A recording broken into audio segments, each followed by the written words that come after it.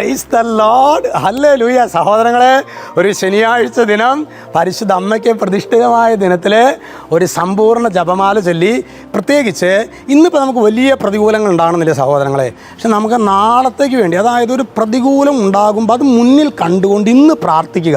ഒരു വലിയൊരു പ്രതികൂലം നമ്മുടെ മുമ്പിൽ വന്നു കഴിഞ്ഞാൽ പ്രിയ സഹോദരങ്ങൾ, ആ സമയത്ത് ചിലപ്പോൾ നമുക്ക് പ്രാർത്ഥിക്കാനൊന്നും പറ്റിയെന്ന് വരില്ല. അപ്പോൾ എന്ത് ചെയ്യണം? നേരത്തെ നമ്മുടെ ജീവിതങ്ങളിലൊക്കെ പ്രിയ സഹോദരങ്ങളെ പ്രതികൂലങ്ങളും പ്രതിസന്ധികളൊക്കെ ഞാൻ തന്നെ നോക്കുകയാണ്. എൻ്റെ പൗരോഹിത്യത്തിൽ ആദ്യ കാലഘട്ടത്തിൽ ഞാൻ വിചാരിച്ചത് അച്ഛനായി കഴിഞ്ഞാൽ എല്ലാ പ്രശ്നവും തീർന്നത്. ഈ സെമിനാരിൽ അച്ഛന്മാരും ഇങ്ങനെ നോക്കി നിൽക്കണു, എന്തെങ്കിലും കുറവുണ്ടെങ്കിൽ വീട്ടിൽ വിടുകയാണോ ആവോ, ഇങ്ങനെയൊക്കെയുള്ള ചിന്തയായിരുന്നു. ഞാൻ വിചാരിച്ചു അച്ഛനാകുമ്പോൾ എല്ലാം ക്ലിയർ ആവുമെന്ന് വിചാരിച്ചു. പിന്നെയല്ല നമുക്ക് മനസ്സിലായി റിയൽ പ്രോബ്ലം ആരംഭിക്കുന്നത് അവിടെ നിന്നാണ്. അപ്പോൾ എന്നോടൊരു കഴിഞ്ഞ ദിവസം ഒരു കൊച്ചു വന്ന് പറയായിരുന്നു, അവൾ പറയായിരുന്നു, വീട്ടിൽ അപ്പനെ അമ്മയെ കൊണ്ട് തോറ്റു, ഞാൻ കല്യാണം കഴിഞ്ഞാലാണ് എനിക്കൊരു സ്വാതന്ത്ര്യം കിട്ടുള്ളൂ എന്നാണ് അവൾ വിചാരിച്ചിരുന്നത്. കല്യാണം കഴിഞ്ഞപ്പോൾ പറയണം, എൻ്റെ അച്ഛാ, എന്തായത് ഒരു ചൊല്ല് പറയില്ല, നമ്മൾ വറചട്ടിയിൽ നിന്ന് എരുതിയിലേക്കോ അങ്ങനെ എന്നൊരു ചൊല്ല് പറയില്ലേ, എൻ്റെ അച്ഛൻ അതുപോലെയാണ് ശരിക്കും കല്യാണം. അതാ ഇത്രയുള്ള സാധനങ്ങൾ ഓരോ ദിവസം കഴിയുന്തോറും പ്രതികൂലങ്ങൾ കൂടിക്കൊണ്ടിരിക്കും. അപ്പോൾ ഇന്ന് എനിക്ക് വലിയ പ്രതികൂലം ഇല്ലാത്ത ദിവസത്തിൽ എരിവോടെ നമ്മൾ പ്രാർത്ഥിക്കണം. നാളത്തെ പ്രതികൂലങ്ങളിൽ അപ്പോൾ കർത്താവ് നമ്മെ ബലപ്പെടുത്തും. ഹല്ലേലൂയ.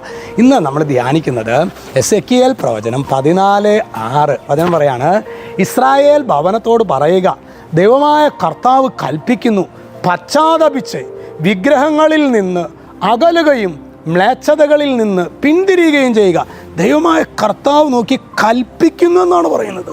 ഇസ്രായേൽ ഭവനത്തോട് പറയുക, അതായത് പുതിയ ഇസ്രായേലാണ് നമ്മളോട് പറയാൻ, അതായത് കർത്താവ് കൽപ്പിക്കുന്നതായിട്ട് പറയാൻ. എന്തൊക്കെയാണ് പറയണത്? നിങ്ങൾ പശ്ചാത്തപിച്ച് വിഗ്രഹങ്ങളിൽ നിന്ന്, വിഗ്രഹം പോലെ ഉള്ളിൽ കണക്കാക്കിയിട്ടുള്ള ചില കാര്യങ്ങളുണ്ട്. എന്തൊക്കെയാണോ അത് യേശുവിൻ്റെ സ്ഥാനത്ത് ഫസ്റ്റ് പ്രയോറിറ്റി ആയിട്ട് നമ്മൾ ഇന്ന് വെച്ചിട്ടുള്ളത്, ആ മേഖലകളെല്ലാം, അത് മദ്യമായിക്കോട്ടെ, ലഹരി ആയിക്കൊള്ളട്ടെ, തെറ്റായ സ്നേഹബന്ധങ്ങളായിക്കോട്ടെ, സോഷ്യൽ മീഡിയ ആയിക്കോട്ടെ, പണമായിക്കോട്ടെ, എന്ത് സുഖങ്ങളും ആയിക്കോട്ടെ സഹോദരങ്ങളെ, വിഗ്രഹങ്ങളിൽ നിന്ന് അകലുക. എന്നിട്ട് പറയണ മ്ലേച്ഛതകളിൽ നിന്ന് പിന്തിരിയുക. അതായത് മ്ലേച്ഛമായ ജീവിതം മനസ്സിൽ കണ്ട് ജീവിക്കുന്ന അനേകം. അതുകൊണ്ടല്ലേ പ്രിയ സഹോദരങ്ങളെ, നമ്മുടെ ബെനഡിക്റ്റ് പാപ്പ ഉപയോഗിക്കുന്ന ഒരു ടേമായിരുന്നു ഈ കാലഘട്ടത്തിൽ. നമ്മൾ ഇപ്പോൾ ഈ കഴിഞ്ഞ ദിവസങ്ങളിലൊക്കെ സൂര്യഗ്രഹണം എന്ന് പറഞ്ഞില്ലേ, അതായത് സൂര്യൻ മറയ്ക്കപ്പെടുക. ബെനഡിക്റ്റ് പാപ്പ ഉപയോഗിക്കുന്ന ഒരു പദമാണ് ഈ കാലഘട്ടത്തിലെ ശരിക്കും ദൈവഗ്രഹണം സംഭവിച്ചുകൊണ്ടിരിക്കുകയാണ്. ദൈവഗ്രഹണം എന്ന് പറഞ്ഞാൽ ദൈവത്തെ മറയ്ക്കുക.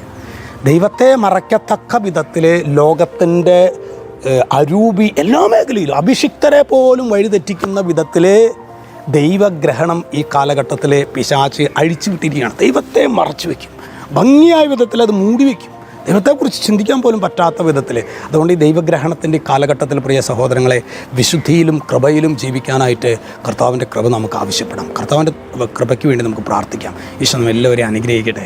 രക്ഷിതാവായ യേശു ക്രിസ്തുവിൻ്റെ നാമത്തിൽ ആശീർവദിക്കുന്നു, ഇപ്പോഴും എപ്പോഴും എന്നേക്കും. ആമേൻ.